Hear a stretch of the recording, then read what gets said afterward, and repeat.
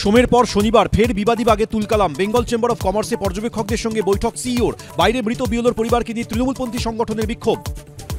নিশানায় commission, ফের তৃণমূলপন্থী BLO সংগঠনের বিক্ষোভ।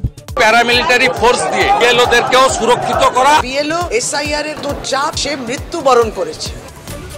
এখনো শহরাঞ্চলে এনুমারেশন ফর্ম জমা দেননি অনেকে। 4 ডিসেম্বরের মধ্যে জমা না দিলে নাম বাদ। নতুন করে নাম তোলার জন্য জমা দিতে হবে ফর্ম 6, বার্তা কমিশনের।